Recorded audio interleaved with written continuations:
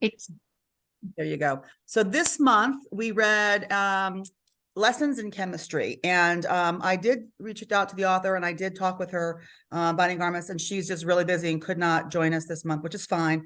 But we have authors for the next 4 months. So just so you guys know, I've been busy making my arrangements. But this book, Lessons in Chemistry, is actually going to be coming out as a feature film or on Netflix or something. It's coming out for in the movies, and this is the first one I think we've done that has come out. Well, there was one way back in the beginning, but it's been like 3 years ago. So it'll be interesting to see how this is done, in a sort of feature film movie sort of setting, because I want to see how they do the dog, just for fun, how that would go. So anyway, that's the book we read this month. I hope you guys enjoyed it and want to get the discussion sort of started. I really didn't think about it as being historical fiction.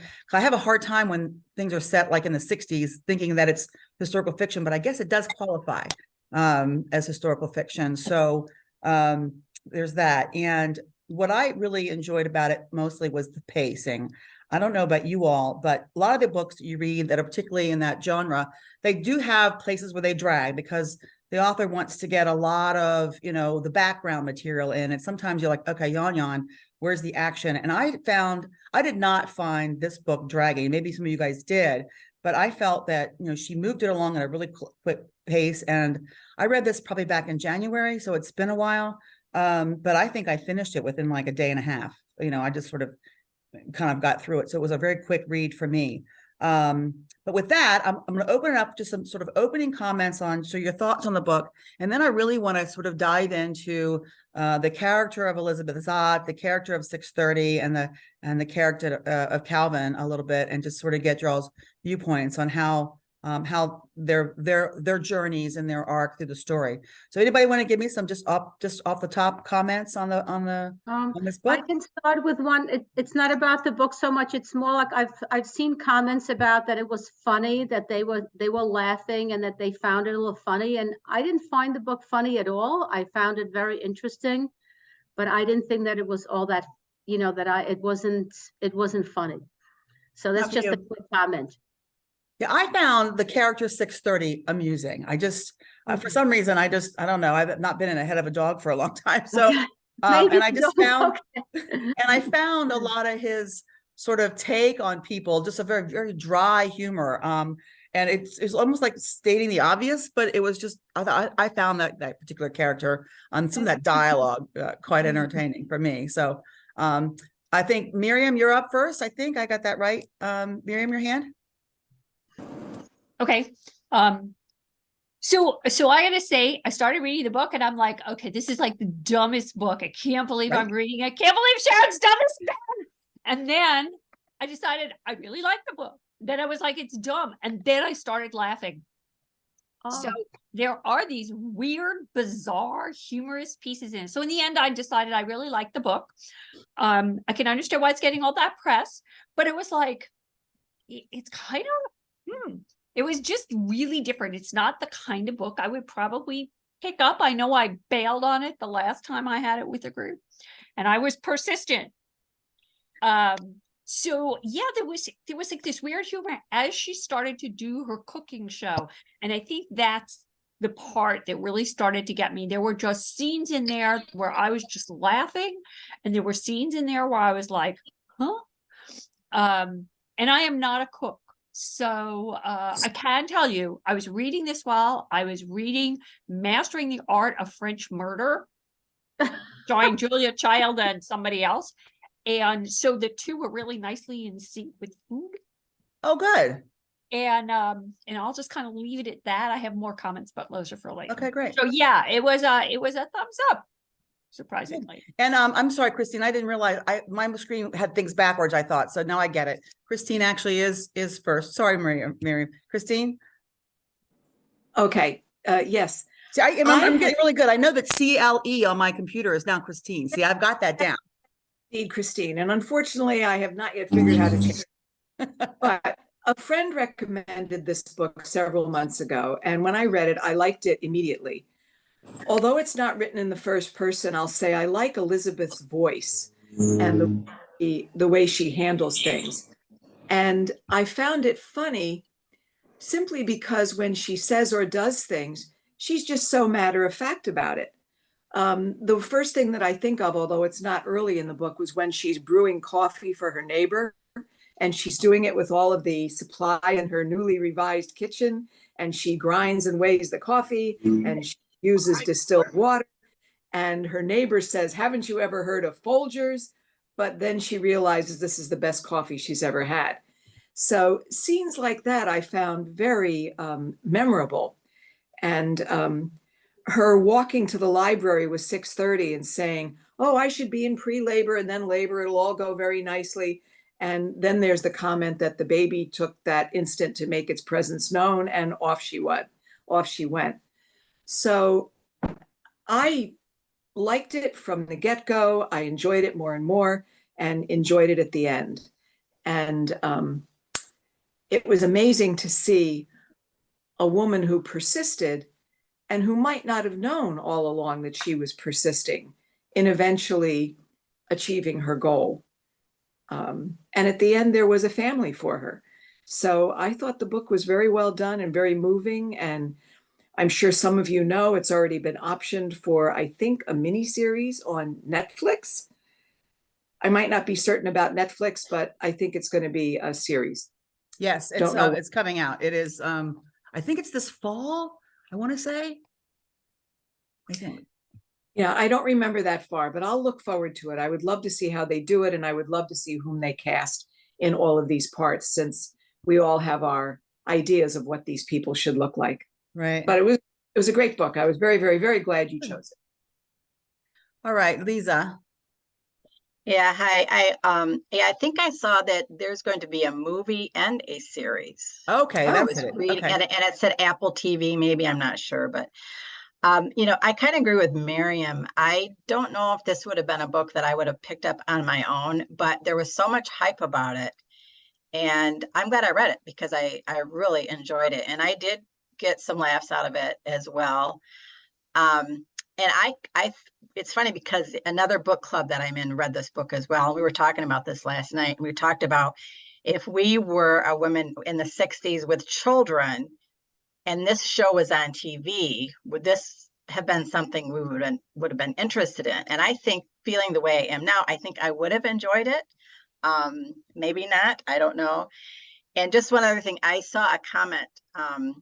This is not my comment, but I thought this was a perfect explanation of this book.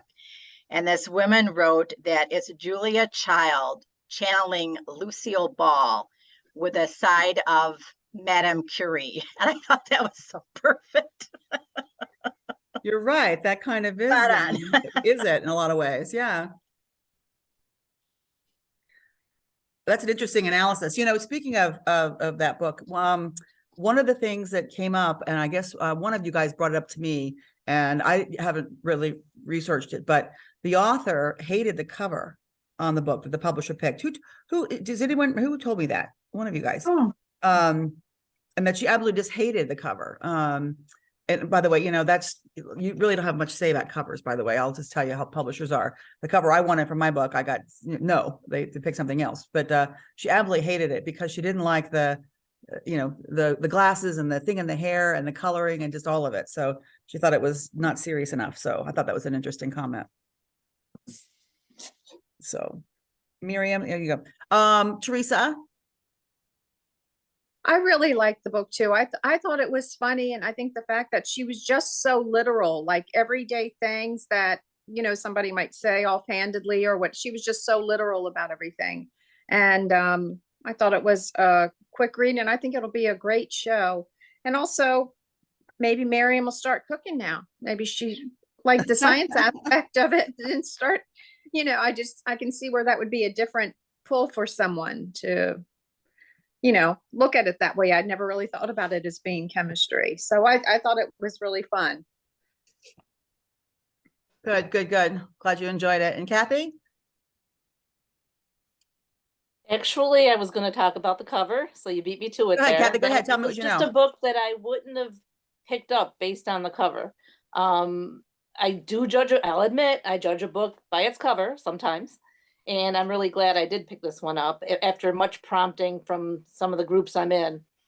And another thing I wanted to ask is, and I know I read this book a while ago, 630 is the strangest name I've ever heard for anybody, a dog or anything.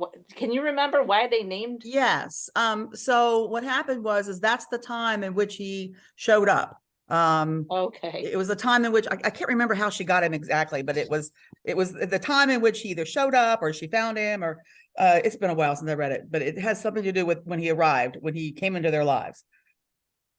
It's not practical, he's here at 6:30, so he's the dog. He was at her house and someone yelled to her, "What's his name?" And she thought they were asking what time it was. So she yelled back 6:30. Ah, okay. Wasn't that what it was? Yeah, it sounds right. It was something to do with the time. Yeah. Very good. So the cover didn't enthrall you either, huh? Yeah, it didn't feel like our classic sort of cover.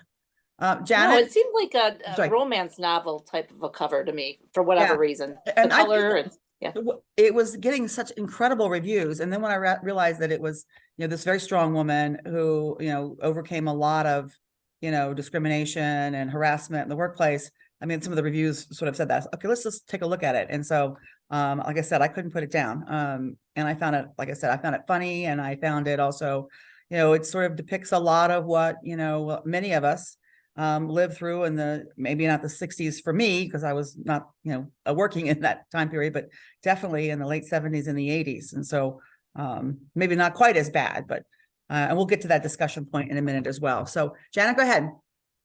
Yeah, I read this book a while ago, so I can't remember the details except for the dog's name was like a time. That's all I remembered about the dog. But I really enjoyed it. And along with a bunch of other books that we read recently, I've been getting a lot of my ideas for reads, not from here, but from like the book, the list in the newspaper on Sunday of, the bestseller books. So I probably might not have picked this book up even at the library because I didn't like the cover either.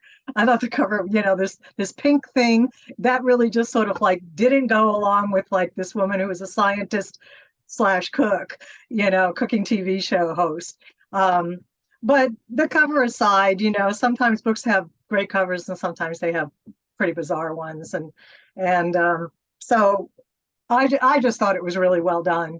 I can see it as a TV show, a movie, whatever they're going to do with it. I don't have Apple TV, so I hope I can see one of the things they do because it would be funny to watch. Yeah. In general, the character of the dog would be interesting. I don't know how they're going to do that, but they've got so many dogs on TV.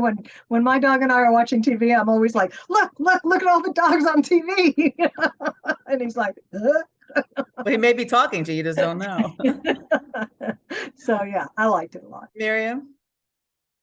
So I was looking at the cover again, and the person who put the cover together obviously read the book, because the pencil is like the most significant piece of the whole book, right? It's what, I'm assuming everybody read the book. It's why she gets fired from the other place, because she stabs her dissertation advisor with the pencil all the way through. And that's her weapon of choice, is the pencil. And I mean, I didn't even get it until I just looked at the cover again. And I'm like, well, that's really important.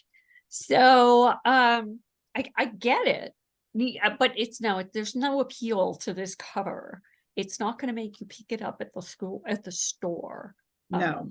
I popped a bunch of titles into the chat, but one of the things I was going to say is I reviewed something about Julia Child a while ago, something else for somebody else, and I went back and watched her TV shows that were on PBS. She's hysterical. You wouldn't think it, but she's hysterical, and I can just imagine this lady in the book, Zot, being just like Julia Child. And of course, Julia Child's shows are from the 60s, and she's this compulsive cordon bleu cook. And you watch it and you think that this woman is like, she's kind of stiff and strange, and the shows are hysterical. I don't know that I would have watched them, but But if you want to go and see her, you can find the clips on YouTube. And they're really different than what we would expect of a cooking show today. Yeah, Okay, it's almost like different. it's almost like entertainment, right? It was they had the soap operas on, and then that time period, and my mother used to watch all this stuff, and then she'd click on whatever it was cooking thing. Not that it inspired her to do anything for dinner, but just in general. And Julia Child, by the way, had a couple of episodes with the Muppets and other Right. things as she aged. So we think about this and we say, oh my gosh. But yeah, they were watching this stuff on TV. Did you guys ever see Julia Childs and Martha Stewart together? No. That was hysterical because Julia Childs was drunk. She was drunk as a skunk, and Martha Stewart was the one who was like all stiff and prim and proper. Julia Childs was really cool. Then you have to read the murder mystery where Julia Child is the other half of the murder team. I put the title in the chat box. Perfect. You'll love it. Okay, Suzanne. Hey, thanks. I just wanted to say how much I like the book, and I do feel like Elizabeth is a hero to me. So many hardships in her life, and they just kept coming, and yet she was still her same self, and in the end got what she wanted, and in some ways, and I don't know, she just seemed really cool to me. So thanks for for that as a read. In terms of, let's just for a second, let's just stay with that discussion about Elizabeth. So, does she have some, Calvin dying obviously is a major turning point, but there's some pretty interesting, her arc is pretty pronounced, right? Where she goes from being relatively innocent in terms of not understanding, right. why what's happening to her is happening to her, and then her self-defense of herself in college with the professor. But her arc is such that, she gets stronger and stronger throughout this whole story. But are there a couple of turning points that you guys can sort of point to where you see a marked change in her, where she goes from, I am no longer, a serious chemist. I am now cooking and doing this because I need to, versus, do you see any sort of, give me some thoughts on that. I don't know if Carol, you have a question. I say your hand up on your opinions, but maybe you can give me some insight too on what your thoughts were on how Elizabeth Zott character progressed through this narrative. Me? Yes. Well, you're here. Oh. I know you have a comment, but I know you can also comment about this, I'm sure. Yeah, well, I actually was gonna say that, talk about that, but then you said we're gonna talk about that later. So by the time I called on, okay. So I want to just say that it was really, I had sort of the same idea as a few of the people who said, when I first saw the name of the book and I saw what it was about, I was like, oh, do I want to, this, whatever. But I will say something philosophical right now, and maybe people don't agree, but we're in a time now that we cannot laugh at all at any form of discrimination. And I wouldn't want to, but I think that sometimes humor makes it more relevant. Think about some of the comedians like Don Rickles. Like sometimes humor brings out serious subjects in a way that really mean more than just bantering on about this. So I did work in the 70s and 80s and did come across a lot of this. And when I was reading back at it, I love to cook. I love Julia Child. I'm not a chemistry person, but I am an academic. And so I understand a lot of what this is involved. And it really, I like the characters. I do like the fact that there was a romance and a love interest. And I do like the fact that there was such a parallel to today with the way she was treated by the people at the station, at the cooking show. And one of the and I do feel her character progressed. which basically is what happened in those days. But I would love to have had the author here, you know, like that would have been great because she like, or hear the author somewhere. But I also wanted to just make a little aside about Julia, because she's a Bostonian, you know, she lived in Cambridge, and, you know, I live here. And she did more for women's rights than with those shows than, I mean, she changed the entire method of women in the kitchen with those shows. Like, you know, there was no more meatloaf and the little apron and, you know, honey, I'm home. She really made it serious that cooking was a serious thing to learn about and learn about French culture. And I saw a documentary, you might have seen it about her. But she was a spy in World War II. I mean, she didn't fool around.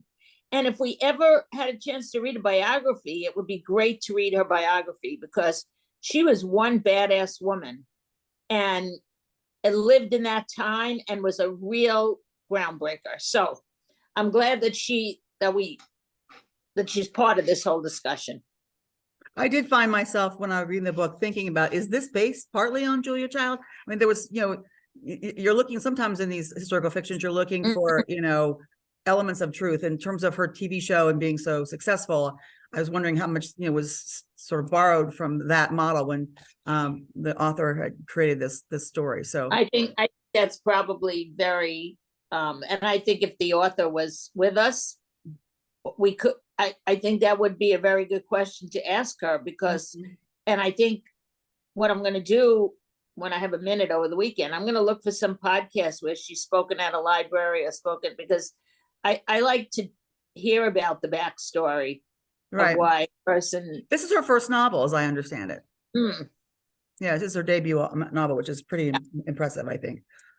She must have, you know, some. She knows chemistry better than I do, I can tell you that. Right. Nancy, go ahead. I believe in 2021, there was a movie where Meryl Streep played Julia Child. Yes. And what the show for me, I've read her biography, and I read another book about her. And then this Julia Child movie that I'm speaking of, they show the logistics and how difficult it was to put together the show and how nobody paid any attention to her. And I thought that tied in. I saw that visually when I was reading the book, because just the mere logistics of putting together a cooking show isn't as easy as we might think. And in the movie, they went through it in great detail. And then we learned more. The other part that I know that wasn't Julia and Julia, it was another one in 2021. Yes, it was more like a documentary feeling, right? No, it was a movie and it was called Julia. And it was, but I saw Julie and Julia, but yes, there's another one also. But the other thing I was going to say about the cover, I thought the cover was very reminiscent of that book called, I think it's called Where Did You Go, Bernadette? To me, I wondered at the time, if it was the same artist, the same person that made the cover, because to me it looked very similar. And I didn't think that cover had anything to do with the book either. So it was I kind of agree. Judging the book by its cover is tough sometimes. Well, the colors were kind of that 50s, 60s colors, I think. And, you know, like as Miriam pointed out, the pencil that she, you know, used to, defend herself, let's put it that way, was, you know, sort of a telltale thing that she had in her hair. So I get that. But again, I guess it was, she apparently really did not like the cover at all. This book dives into themes of, of course, the feminist movement, and the whole, women in the workplace, which was such a, tough thing for many women to enter the workplace in the 50s and the 60s, and even in the 70s. It, was mostly, and I went to school, you had a couple options, right? You're going to be a teacher, or you're going to be a nurse, or you're going to be a housewife. Pick which one you're going to do. I mean, you're kind of told that, at least I was. when elementary school, that's kind of what your options were. So things have changed dramatically since then. I'm getting some nods. You guys remember that? You go to your aunt's house and what are you going to be? Your brother's going to be a policeman or a fireman or a doctor, and you're going to be what? One of those three. And then, the discrimination that she, and the harassment and the assault that she had, suffered at the hands of Donata. And then, of course, her relationship with Calvin, and how the whole workplace romance thing was really something that wasn't done a whole lot. It was, a different sort of thing in those days, because women really weren't in the workplace like that. So any thoughts on sort of what message that the author was trying to give us as it relates to where Elizabeth started from and how she ended up being okay at the end? But any thoughts on that, Miriam? So I was just gonna comment on the very last part about the discrimination and the assault, particularly the sexual assault. And it seemed like this was a reaction to the Me Too movement, saying, we're not going to put up with this, but this was something that was prevalent in the 50s, 60s, and 70s. Been there, done that. So I think there were some interesting reactions and anachronistic aspects to the book as well. But the women in the workplace, that's interesting, because if we think about it, so this is 15 years after World War II, 10 to 15 years. And World War II, women were in the workplace, right? They were replacing the men. Right. And then the men came home and they expected the women to go back to the house. And women didn't necessarily want to do that, particularly strong women who wanted to continue working. And so there's this weird historical stuff going on kind of in the background that's all smishmashed into this 1950s component, where when you think about it, this is like the idealistic time. This is like Mary Tyler Moore and Dick Van Dyke, where the women are at home and the guys are working. And in this case, she's working. Very atypical. And I found there were some very interesting pieces and parts to the book that threw me timeline wise in terms of what was happening in society. But the abuse, the discrimination in the workplace, that's definitely, I think that's something she was trying to address here in this book, saying this isn't new and we need to be watching this again. Right. I concur. And other thing, Elizabeth, the character anyway, processed things differently than a lot of women, me included, I think. And I think either she was deliberately put into it, either she's Asperger's or she's, autistic, or there's a spectrum issue. I think someone mentioned that in the chat, right? Who mentioned that in the chat? There's something, she's not like the rest of us, right? She has a very myopic sort of, very bright, obviously, but very focused. And so when these things happen to her, she doesn't process it emotionally like I would anyway. She processes it more as from a scientific perspective, and then just basically, from a very matter-of-fact perspective. And obviously she's upset, and obviously it's terrible. And she compartmentalizes in a weird kind of way. And I wonder why. I wish, like I'm with Carol, I kind of wish we had the author who we could ask her why she sort of chose that sort of personality or that structure in which to deal with those assaults and those situations. Yes, Jane, you have a thought on that? You're on mute. I can't hear you. I think that Elizabeth, in a way, was lucky that she was able to separate the abuse, because in those days, all these things that happened to her at that time, she had no one to go to. She couldn't go to anyone to complain. So in a way, whether it was something in her brain that she was just different, or whether she just learned how to separate and move forward, in a way, it helped her. So she didn't fall apart, because she was really abused by, when she was, when she in school, at her job, and there was no HR to go to. So I think that at least today, things are not perfect, but I think that today women have a lot you know, a lot more. You have the Me Too movement, and in a job force, you can go to HR and you can complain a little bit more. It's not perfect, but she had no choice.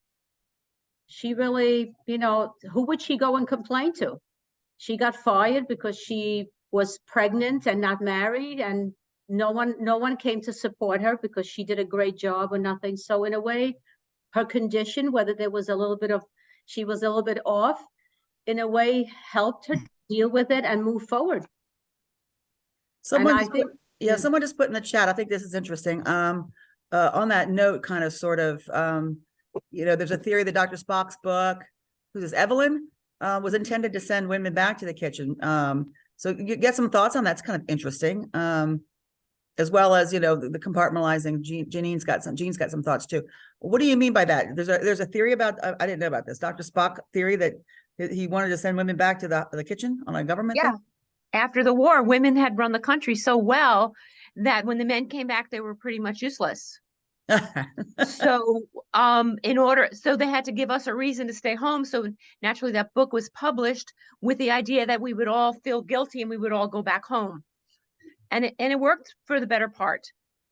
Yeah, look at the Women's Land Army. Thousands and thousands and thousands of women took over the men's roles. And then when the men came back, they plowed and farmed, and then when they came back, they had to give up those jobs, and the men could take them back, and then they could just be a secretary.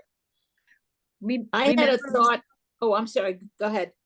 Remember that picture of the lady with the headband going like this? Yes. That was the women's movement to get out into the workforce. Sorry. No, it's okay. That's actually one of the if you've ever worked with I've had, when I owned my business, I had a number of unions that we employed, and that's one of their rallying signs is that I've seen much of that in my time when I was working. Carol, you have some thoughts?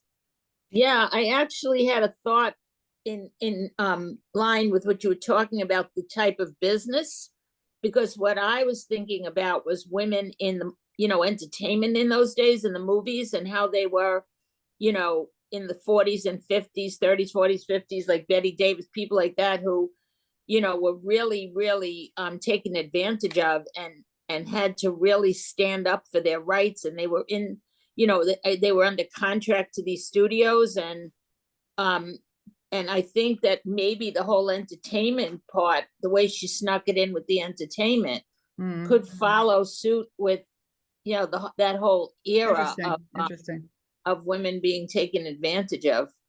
I don't know, but it's just like reading books on the Holocaust. You can never have too many alarms to remind you of the fact that our struggle is not over, that we still have a far way to go. Nancy. Someone mentioned Mary Tyler Moore a few minutes ago, and I don't know what it is. I haven't watched closely enough, but I know there's something coming out, and I think it's a documentary on Mary Tyler Moore. But in the promo, I had no idea that in the promo, it explains how she spoke out and she created a lot of inroads in the entertainment industry. And I haven't watched it, so I don't know how much of this is substantiated, but I just thought it was I hadn't really thought about it. I thought it was an interesting comment, considering we have that I think it's maybe next week that it comes out, maybe not, but soon. Okay. Something soon. Make a note. Thanks. Janet?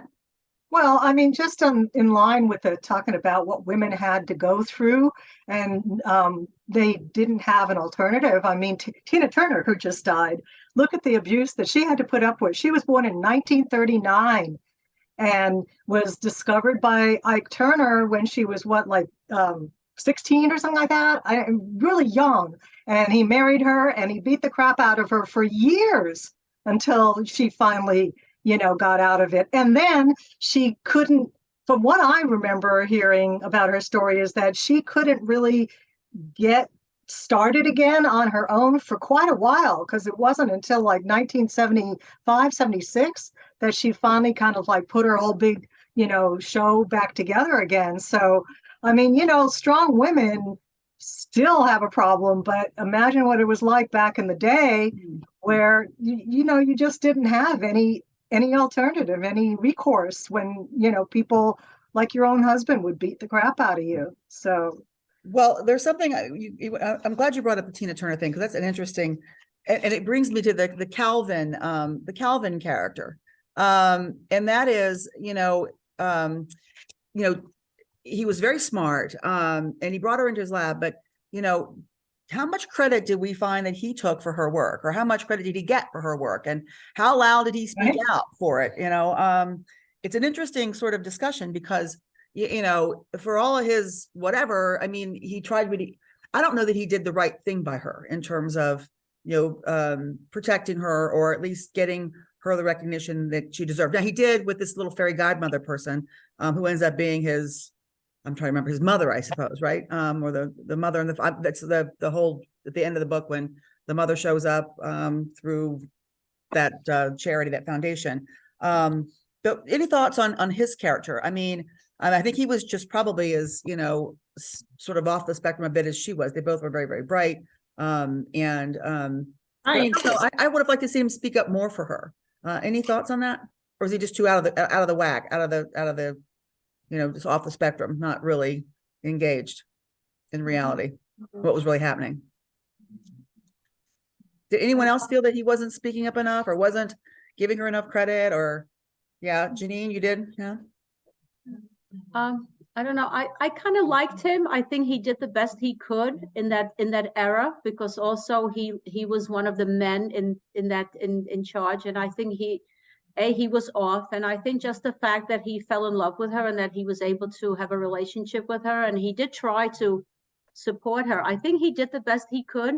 I know that's a very weak, it's not giving him that much credit, but I kind of liked him because he was a damaged person himself. He had so many issues. He was in an orphanage. His own father didn't want him. He discovered his father was just giving money to the orphanage, but didn't take him.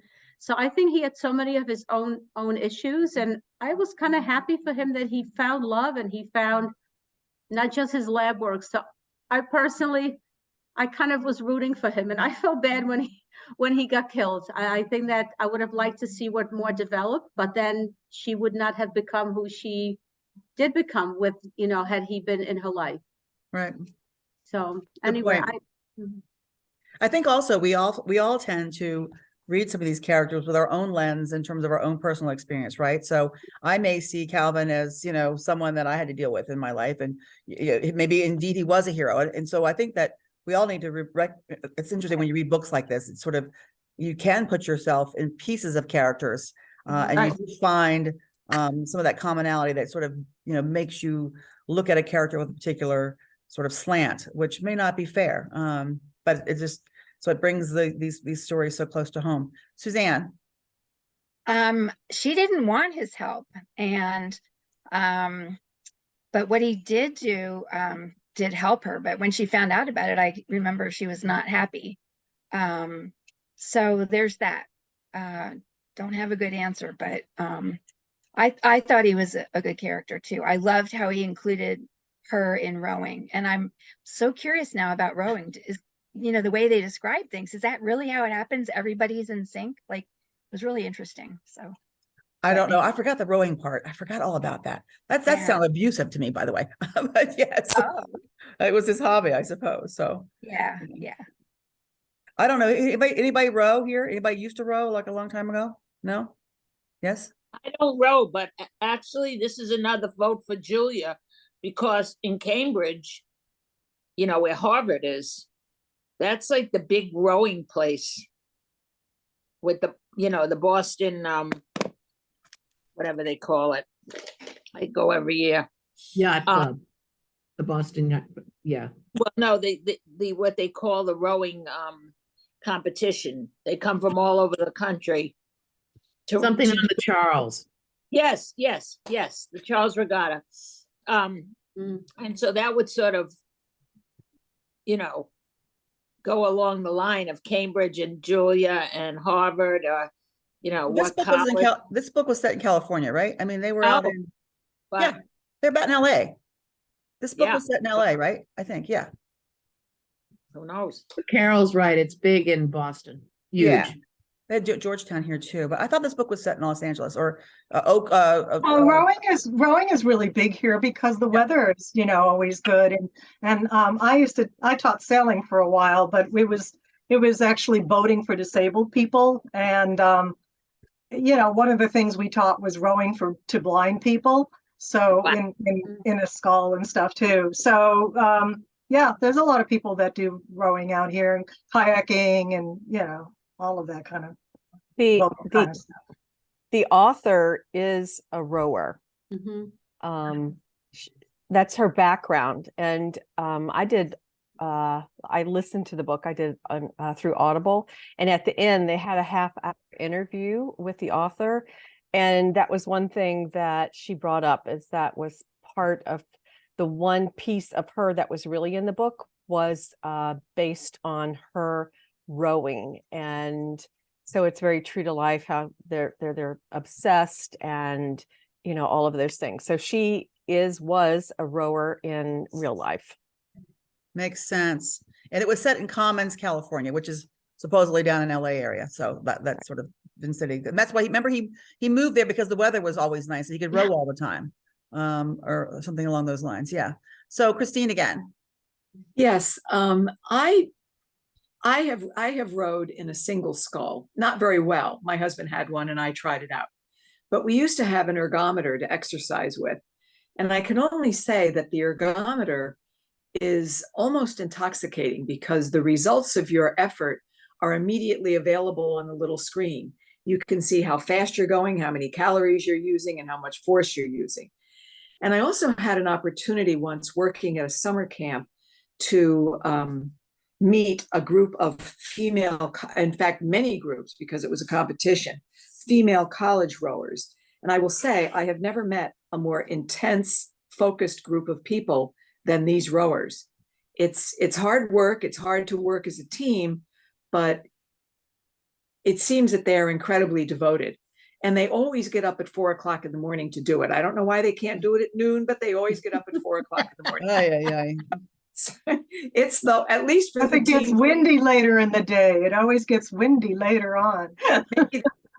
and I don't know how bad that would be for your boat to do this, but it's an intense sport, and it's one that you can keep doing. I mean, I suppose there's gradations as to who does it well, but anybody can pull an oar. You just have to learn how to do it all together. Interesting. Oh, it's interesting. Yeah, I thought maybe there was I'm sorry, go ahead. Sorry, I can't figure out how to raise my hand. I don't know if there's an update missing, but I just want to back up what everybody said. In San Francisco, rowing's very big at the high school level.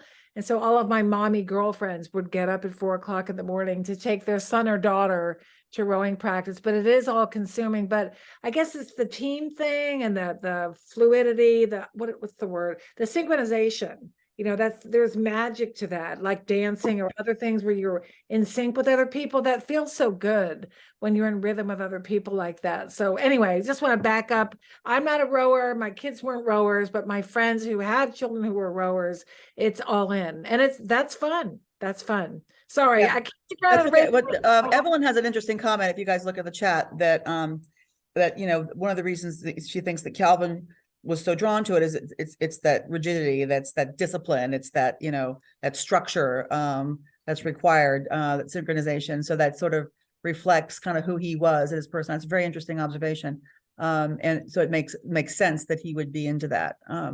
Nancy.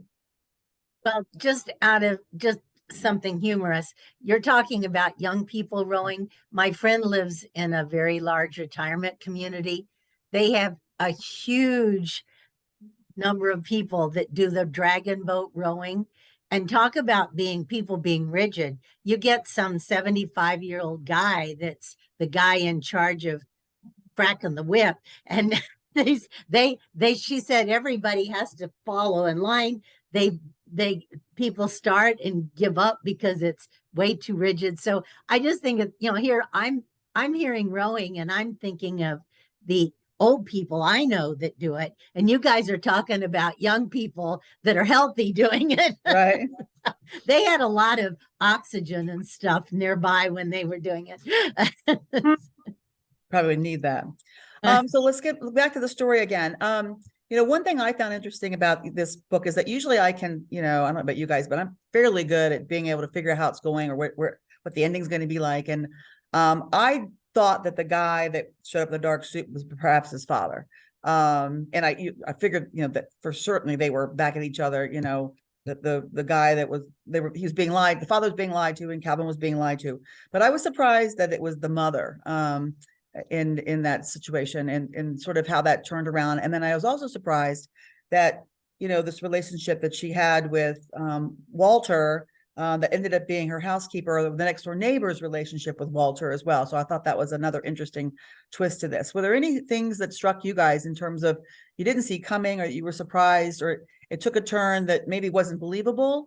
Anything like that? But Miriam, I know you got your hand up and it's probably not about my question, but go ahead in terms of what you've got to offer here. No, actually it was. I was going to say that the interesting thing about this book was it's not a mystery, but there's a mystery in it with this whole thing about being an orphan and being in being raised in care. And then, who was the benefactor? And then there's benefactor when he's got the lab. And then the twist at the end. So I thought that was also really interesting. I mean, it's a trope that's being played a lot about, kids being in foster care, etc.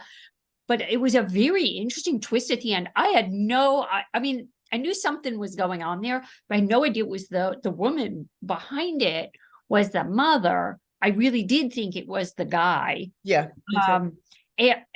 The relationship there was just such an interesting twist. The other thing I thought was an interesting twist was was he a reverend, a minister? The guy who wrote to Calvin and said, I love California, the weather's wonderful, and I row, who is the groupie, Calvin's groupie. And then he kind of wiggles his way in to the story. And that was an interesting piece too, that he's the investigator who helps solve the mystery of the benefactors. So I think she did a really wonderful job with this interesting secondary plot of a mystery in a book that I didn't think there would be a mystery in here at all. I just figured it would be straight fiction, right? Yeah, it was. I got to give her a lot of kudos for that too. Yeah, I found that there were a lot going on, right, in terms of the pen pal and the benefactor, and then how those they had intersected at some point in the past. The daughter was a great character too. Oh, she was a blast. Yeah, she was great. I really enjoyed her, but I thought she did a really great job of doing that. Just that, like you said, you bring in characters and they end up having a role, and they all kind of gets tied up in the end, but not too tight. Right. She didn't run off with Walter. If she'd gone off with Walter, I'd have shot the book. That was. Well, the other thing is, she didn't bring in a character like all the way at the end, because I read a couple of books where like there's a new character introduced 2/3 of the way in. She had all these characters; they were all there. Right. You just had to wait for them to materialize, become solid enough to fit within the story. And I thought that she did a pretty good job of doing that too. Yeah. Teresa? Thinking about the mom identifying or being identified at the end, that actually really does hit on one of the biggest struggles, in my opinion, for women during that time period, because I've read a lot of books and done genealogy and different things, and the long lost family, these different shows where they're trying to find parents who gave their children up, and so many times they had no say in whether they were going to keep their child or not. It was just not even an option. And looking at her theme too, of talking about women and all the struggles they went through, that is a huge and obviously life-changing, life-destroying event. I think, that was pushed on to many, many young women. I was a really young mom with my first daughter too. I just can't even imagine somebody telling me, no, you can't keep your baby. So Yeah, I hadn't thought about that as an angle either, but it's an interesting thought that they didn't have a way to really track it, like with the the DNA analysis, right? You can do now, was in existence back then. Debbie, just as a side note, because I know it's getting late, but it is scheduled to be made into a movie. I don't know if you guys talked about that at the beginning. Yeah. Okay, so it is scheduled, and her literary agent is Felicia Blunt, who is, I don't know if you know the actress Emily Blunt. It's her sister is representing her, so they He's didn't really married say to what. Stanley Tucci. So Yes, and I don't know when it's going to come out, but yes, they've already, it's already in the works. yeah, and I think it makes it really interesting. Like I said, this is the first book I think we've read that actually has been turned into a film, or is about to be. And so it's interesting to see how that's going to translate. I don't know if you guys, and maybe all were involved with the book club when we did so The Woman in the Window. I don't know if you guys remember then, but they made that into a movie, and I was really disappointed in the movie, obviously, because the book was so much better. Don't we always say that though? The book's always so much better than the movies because they cut so much. They cut so much out. Just before we jump off, I just want to ask, was there anything, if you had to write the book, if you were the author, what would you change? Can you think of anything that bothered you, that you thought that just didn't wrap up right? Is there anything that you would do differently if you had been Bonnie? Debbie, yeah. I didn't like how Calvin died. I don't know how I would have written it different, but the police car backing over him with the leash. I was having a hard time visualizing that. Anybody else? Yeah. Did they get caught on the wheel and pull him under? I don't know. Yeah, I just thought it could have been something a little different, even though and still incorporate the leash. But I just thought that was just odd. It was like that was just kind of thrown in out of left field. Like she just ran out of ideas. I think. I mean, I did get there was a foreshadowing piece in the first part, first bit. There was foreshadowing of his death. I think what he was talking, I can't remember what it was exactly, but it was there. So I figured she was going to knock him off. But yeah, I didn't quite understand it. I couldn't visualize it. You're right. Yeah, I just thought it was an odd way to go. Yeah. Anybody else got any thoughts on would you change? Lisa? Well, sorry, this not going to answer that question, but I just had a funny thought when we were talking about how Calvin died. Madame Curie's husband that kind of died the same way. He was run over by a carriage, and I just thought of those two. How that that's kind of odd. Making a note. I thought that was pretty. No, I'm sorry. As far as anything that I would change, I don't think so. It's funny, we didn't talk a lot about the daughter or Harriet, and her relationship with Matt. It would have been fun to get into that, but I know it's time to go, and we've had a great discussion. But yeah, we could talk about this book, I think, for at least another hour. Yeah. So much. The daughter was great. Harriet was interesting. The whole, that's another, you're right, discussion. Yeah. And just the whole her interaction with the police and the authorities, if it's just frightening to think about how things were then, but then we look forward to today, and lots of things have changed, and in my opinion, there's a lot of things that haven't changed. Men taking credit for women's work, women being pushed aside in sports, and there's all kinds of things that we need to fight harder. I'm with Carol. We can't give up that fight because so many of us have worked so hard for our children, even though I have a stepdaughter. I haven't got a daughter, but stepdaughter, and for our daughters and our granddaughters, to have a better row of it than we did, blazing those trails. But I think a president said something along the lines of freedom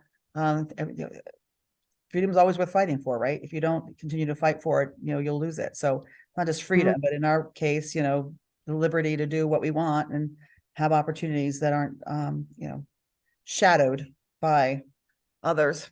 So with that, any other wise words before I sign us off? Next month, we're reading, so Christina McMorris is joining us.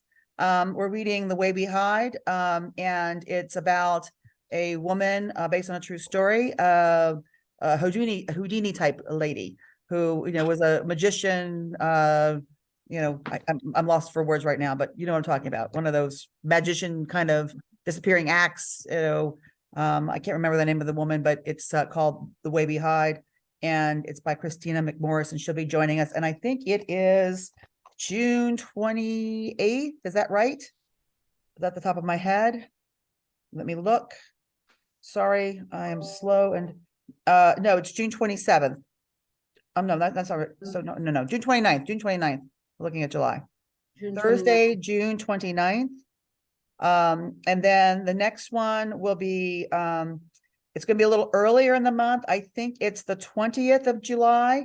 So I'll give you that book now. And it's a girl called Samson, and it's by Amy Harmon, and Amy Harmon will be joining us.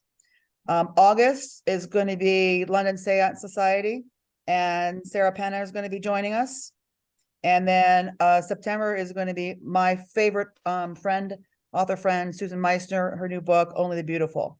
So those are your lineups between now and September. And I can certainly, Avery, we can get an email out to everybody so they can, get the dates and the books. And we have authors for all 4 of those meetings. So you'll be not listening to us, but listening to them in the next few, whatever. Christina's book is long, longer than I would have liked it to be, but she is a great friend, and I wanted to profile her book. And so just make sure that's why we gave you to the 29th. It's a longer read. Oh, okay. So, Okay. so Christina's, and then Christina McMorris, and then a girl Amy named Harmon. Samson. A girl Okay, named so I have those Samson. 2 books. And what's the book after that? London Seance Society. London Seance Society. It's by Sarah Penner, and she's the one that wrote The Lost Apothecary. Oh, I read that. Okay. Yeah. So that's her new book is out now. And then Susan Meissner is September, and her book is Only the Beautiful.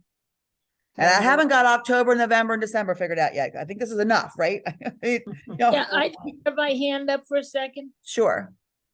Well, I think it was like a couple of months ago that somebody mentioned or asked when you had feedback if we could have the author come a couple minutes later, because tonight was so great to be able to just be open and about the book.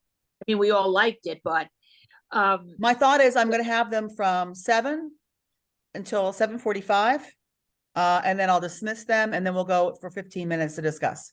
So I'll give you 15 minutes, good. or maybe 7:20, 7:40, 20 minutes. We'll divide it up somewhere in there, but I've got to make sure that I articulate that's the format with the author, so that it's not a full hour, so that we'll have at least 20 minutes to sort of 15, 20 minutes to go over what we want to discuss about the book.